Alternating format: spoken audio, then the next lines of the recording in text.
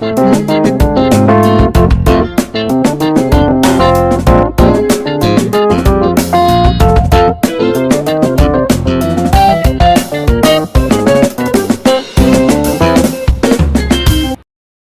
Kriminologi, topik ke-43 dari 75 topik.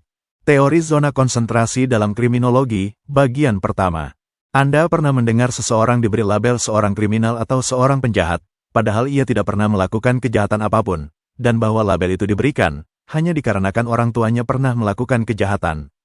Jika Anda pernah mendengar seseorang di lingkungan Anda memberikan label kepada tetangga Anda dengan sebutan kriminal, hanya karena ia adalah anak seseorang yang pernah melakukan kejahatan, maka tetangga Anda tersebut tidak mengetahui bahwa lingkunganlah yang merupakan faktor utama yang mendorong seseorang melakukan kejahatan.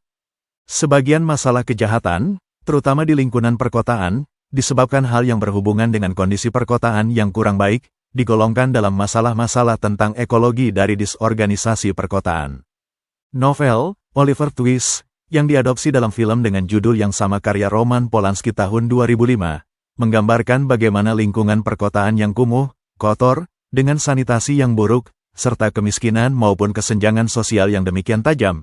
Ilustrasi ini adalah keadaan di London, Inggris Raya, era revolusi industri di saat Ratu Victoria memerintah, berpengaruh pada tingginya angka kriminalitas, serta merupakan penyebab seseorang melakukan tindak kejahatan.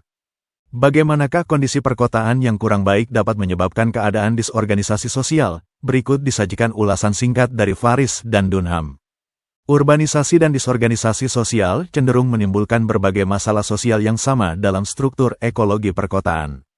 Pada tempat yang berbeda di kota, Park dan Burgess menyimpulkan, tingkat disorganisasi sosial dan masalah sosial yang paling besar terdapat di tempat yang disebut daerah transisi, yaitu suatu daerah yang berkarakteristik rumah-rumah dan pemukiman kumuh.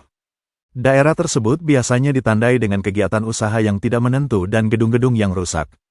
Masalah sosial diasosiasikan dengan daftar indikasi dari kejahatan, kemiskinan, kriminalitas, alkoholisme, kerusakan mental dan ketidakharmonisan keluarga. Faris dan Dunham percaya bahwa disorganisasi membawa masalah sosial dengan rusaknya pengawasan kelompok.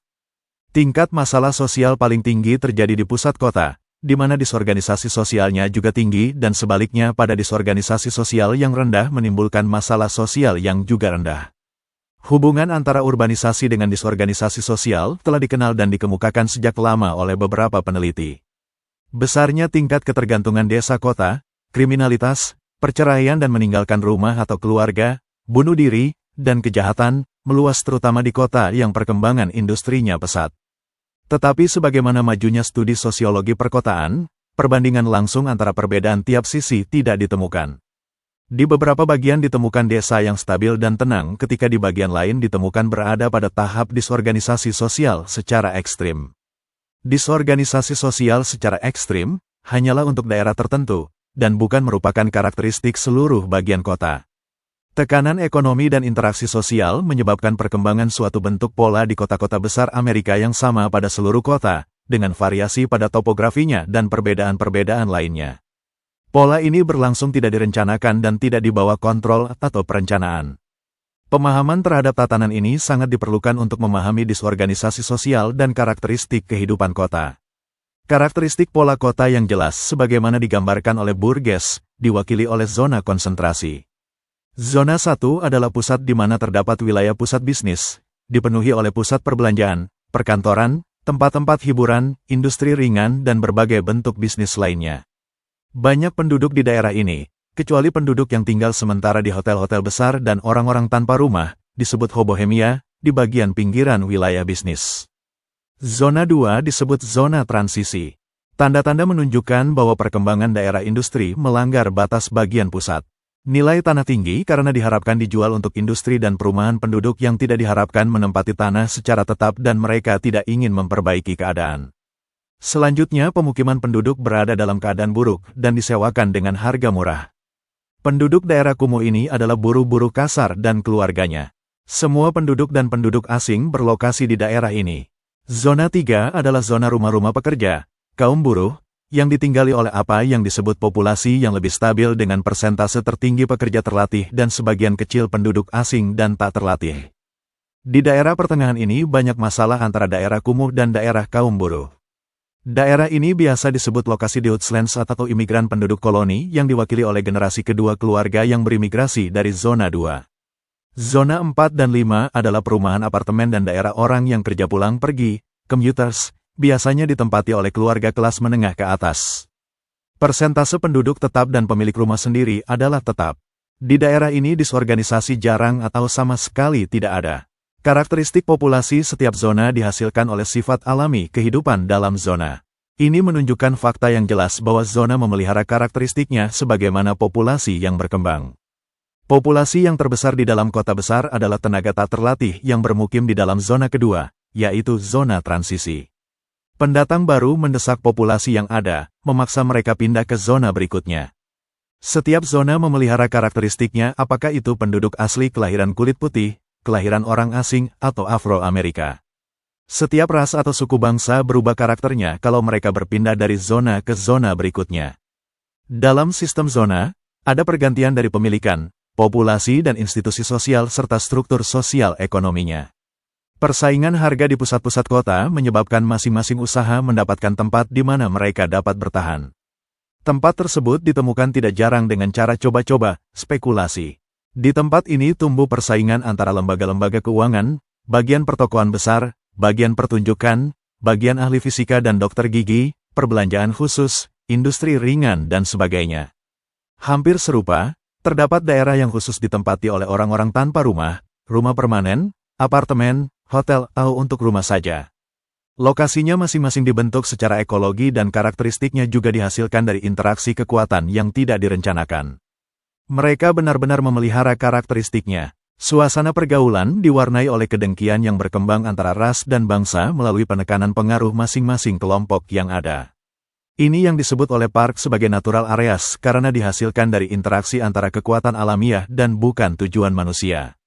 Kota Chicago salah satu contoh kota yang telah mempelajari masalah-masalah tersebut secara intensif dibanding kota-kota yang lainnya. Daerah-daerah tertentu mempunyai arti dalam hubungan-hubungan disorganisasi sosial. Ini mungkin untuk mengidentifikasikan dan menggambarkan daerah-daerah dengan data objektif tertentu. Bagian terbesar di luar pusat bisnis adalah daerah industri. Bagian rumah pesuruh terdapat di bagian barat, utara, dan selatan dari pusat. Daerah kumuh terdiri dari 50% kelahiran asing dan orang tua kelahiran asing dan 50% Afro-Amerika. Dalam daerah ini ada bagian penduduk tetap. Di bagian Danau Calumet dari pojok utara kota adalah daerah industri lain yang ditempati oleh populasi kelahiran asing.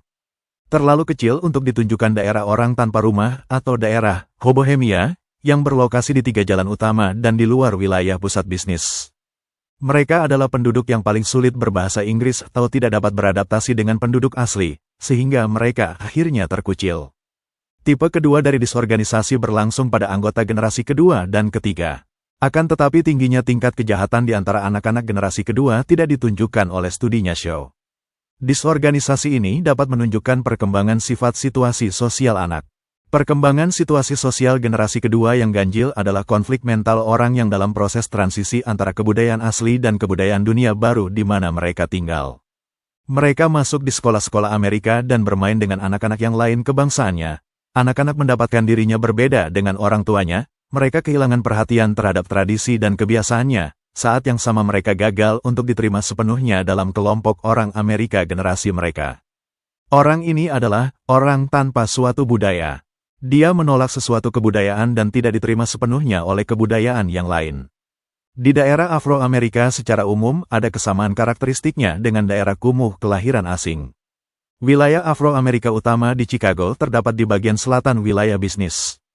2 wilayah Afro-Amerika yang lebih kecil terletak di sisi barat dan sisi utara. Di bagian selatan yang lebih besar, disorganisasi sosial yang lebih ekstrim terdapat di dekat wilayah bisnis. Di bagian yang lebih jauh ke selatan orang Afro-Amerika lebih berhasil secara ekonomi. Daerah tersebut lebih mempunyai kesamaan karakteristik yang lebih besar dengan daerah apartemen kelahiran kulit putih asli. Wilayah penduduk kelas menengah dan menengah ke atas adalah populasi kelahiran kulit putih asli yang tinggal di apartemen, rumah-rumah flat atau rumah tinggal. Di wilayah ini, terutama di daerah rumah tinggal, persentase penduduk yang memiliki rumah sendiri lebih besar. Populasi di daerah ini adalah stabil dan disorganisasi sedikit atau tidak ada dibandingkan dengan daerah yang dekat dengan pusat bisnis. Tidak hanya bukti statistik tentang komposisi populasi, melek huruf, tingkat ketergantungan dan tingkat penyebaran penyakit diketahui mempunyai variasi besar di setiap bagian kota, tetapi juga kehidupan dan tingkah laku mentalnya yang merupakan salah satu kesimpulan studi tentang delinkuensi oleh Clifford Shaw dan rekan-rekannya. Kontrol sosial diperlukan untuk alasan tertentu bahwa tingginya tingkat kejahatan dan delinkuensi dihasilkan bukan oleh kelemahan biologis, tidak juga oleh ras atau bangsa tertentu, tetapi lebih ditentukan oleh sifat kehidupan sosial daerah mereka sendiri. Telah ditunjukkan, sifat daerah yang telah didefinisikan di atas dapat diidentifikasikan dengan penggunaan lambang matematis tertentu untuk tipe gejala sosial yang berbeda. Hal itu dapat digambarkan semacam persentase kelahiran asing, persentase pemilikan rumah, rasio seks, rata-rata pembayaran sewa dan hotel dan sebagainya.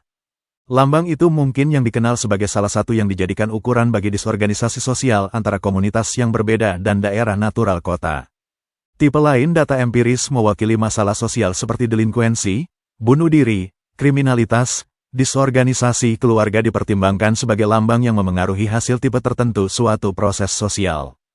Shaw, dalam penelitiannya, menggambarkan tingkat perbedaan dari masalah sosial di berbagai daerah, sehingga cenderung membantu gambaran struktur ekologi kota yang digambarkan Park dan Burgess. Dengan kata lain, semua masalah sosial yang ada, yang mempunyai tingkat konsentrasi yang tinggi bila dekat dengan pusat kota. Studi Shaw tentang kejahatan anak-anak muda memberikan gambaran paling lengkap tentang pola ini.